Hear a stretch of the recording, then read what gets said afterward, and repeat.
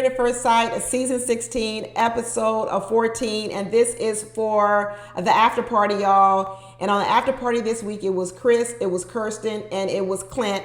And to be honest with y'all, it wasn't much going on this after party. I don't know. It wasn't much going on. The only good part about the after party, which is the part I did enjoy, was listening to Kirsten's excuse of why she didn't go to Memphis. So you know one thing about Kirsten, she's the queen of the flip. She's the queen of the flip.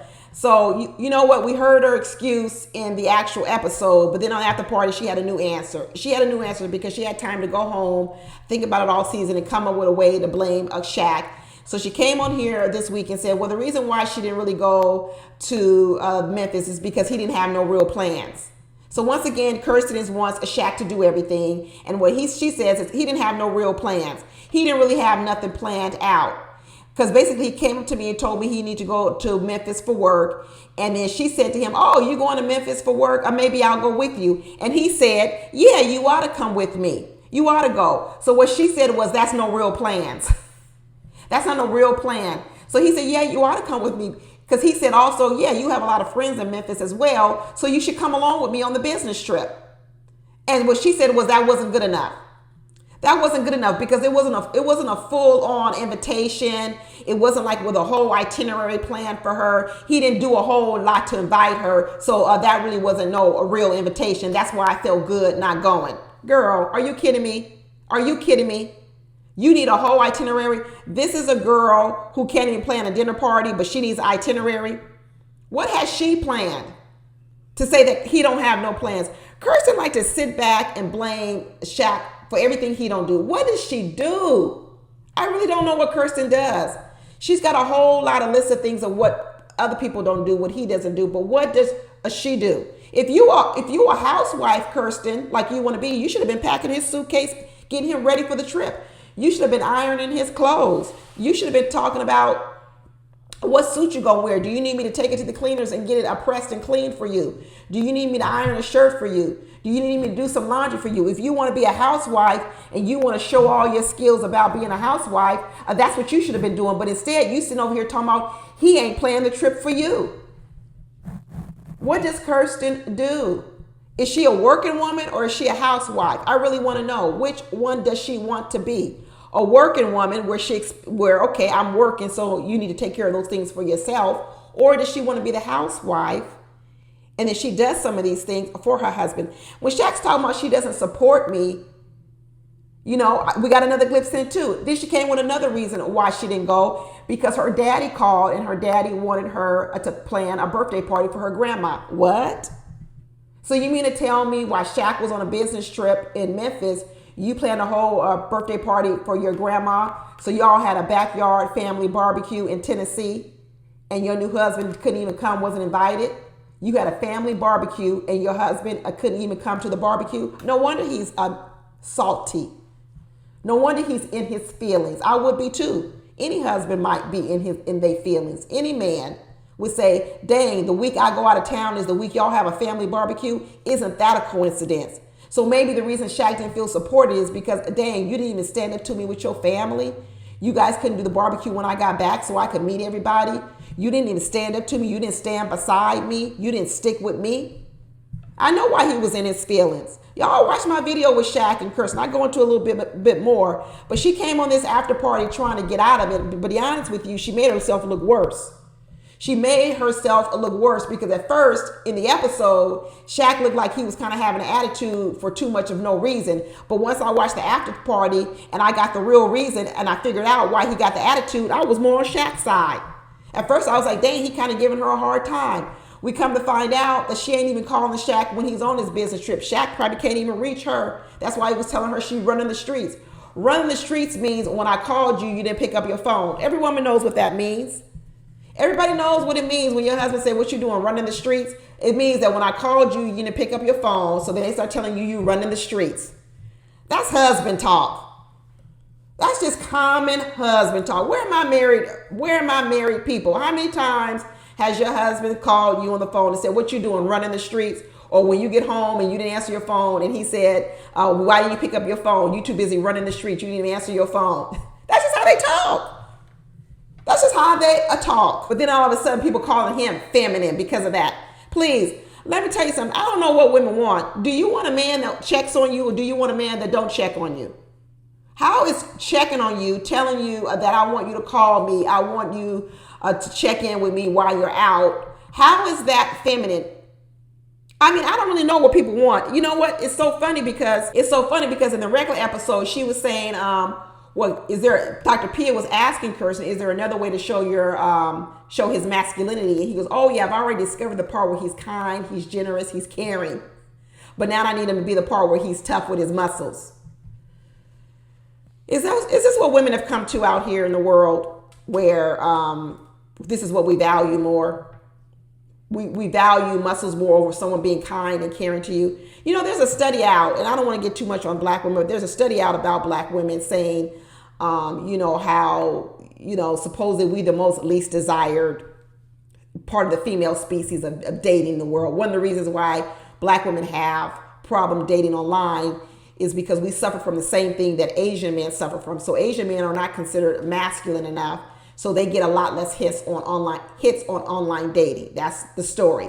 Asian men get a lot less hits on online dating because women, all women, not just Asian women, all women in general don't consider Asian men masculine. Remember, they did that to Ben last year. And then the other flip side of that is black women are considered more masculine, and they're not considered feminine. And it really bothers me when I see women, because I know that's perpetuated about black women. It bothers me when I then see black women actually helping to perpetuate that, because then they start defining masculinity of a man based on his muscles and how tough he is, but then discounting a man who's kind and sensitive and who's caring. So it's almost like I need you to be extra masculine because I'm already sort of masculine. So if I'm this way masculine, you look weak if you're not more masculine than me. I'm really starting to believe that when women are calling Shaq and different things, that sometimes it's also saying something about the woman as well. I'm not putting down women. I'm not putting down men. But people measure masculinity off of something. They're basing it off of something. Just like Kirsten is basing masculinity off of her daddy. She wants Shaq to be like her daddy, the daddy he ain't even met. Well, let him meet him. Let Kirsten meet your daddy so he can see what you call masculine. Kirsten told us her dad goes to a shop. We don't know what kind of shop. Maybe he's a mechanic. Maybe he's a wood shop. Maybe he's a barber shop. I don't know. But he obviously works with his hands because that's what Kirsten values. Kirsten values a man that works with his hands, not necessarily with his brain. Maybe a blue-collar worker, not a white-collar worker. Okay? This is what she values more so than what Shaq is bringing. He's an intellectual. He's a PhD. He's a white-collar worker. You know what? Kirsten wants someone that's going to maybe attire her up, like she liked on this episode. And where is she getting this all from? She's getting it from her father. Her father, who in all can say he's a little bit absent. He doesn't want to show up on camera. He doesn't want to show up. He didn't show up for a wedding. So he's an absent dad. But yet the man who's here by her side, hugging on her, kissing on her, wants to provide for her in some kind of way, he's not called masculine. But the tough guy who works with his hands, he's more masculine. Oh boy. That's why I say sometimes when you're requesting things of another person, it's actually telling you more about yourself. You think you're putting the other person down and telling them what they need to work on, but really it's exposing yourself. I would tell women to be very careful, be very, very, very careful. And don't be so quick to call men effeminate unless they're doing some real stuff. Because otherwise it's kind of saying that if that's your level of femininity, that means you already are like that. That could mean that you're too masculine. It could easily be flipped on you very, very easily. It can really be flipped on you very, very easily. So people ought to be very, very careful about that. And what I don't like about it is it's really perpetuated in society out here a lot. It really is. I mean, there's whole studies done on it about black women and that sort of how black women are viewed. And that's also why black women, people don't feel the need to protect black women. They don't feel the need to provide for black women. They don't feel the need to rescue black women because black women are already viewed as being so strong and so powerful. And it doesn't help when you run around and call men feminine, just because they may talk with a southern twang, or they sew bow ties. It doesn't help our plight out here. I think black women are kind of tired of being called the strong black woman. They're tired of all the weight being on them. They're tired of having to do everything, right? But then if we're gonna call a man who likes to maybe cook, clean, and sew, and we call them feminine, well, wouldn't you want a man helping with those things? I thought we just said we tired of doing it all. So if we tired of cooking and cleaning and going to work and doing all these things, but then when a man likes to do those things, we call him feminine, what we doing? Well, what are we doing? I don't want to make this public service announcement, but I don't know. I'm seeing a lot of chatter around it with Shaquille, and you know what? There's a lot of things that I think Shaquille needs to work on. A lot of things. I think he's picky. I do think he's picky.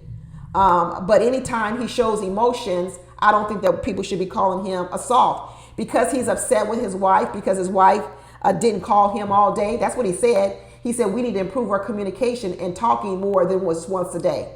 He's all the way over on a business trip for maybe a couple of days, and the only time Kirsten talked to him was when she was on camera and she's blowing kisses, and he's like, "Why are you blowing me kisses now? I've been calling you all day, or you haven't called me all day, but now when the cameras are here, you want to act like you all lovey-dovey talking about you miss me." You didn't miss me. You didn't even call me. You didn't text me. You didn't call me. You didn't pick up the phone when I called you. But now you miss me. But then when he expresses this, all of a sudden he's feminine and he's soft. But then women want to get mad when no man calls them. He didn't call me. Oh, women, be careful. Be careful the roads we're going down, because it might not be a road you want to go down, because at any point in time, it can get flipped on you. You could think you're saying it about the man, and at any point in time, it can be flipped on you, and it can be said, "I'm not the problem, you the problem." That's what could happen. So be very, very careful. But that's it, y'all. That's how I'm gonna talk about the after party. Like I said, didn't much go on about it. Watch my individual videos, and you'll probably get more of it in those. Okay, talk to you later. Bye.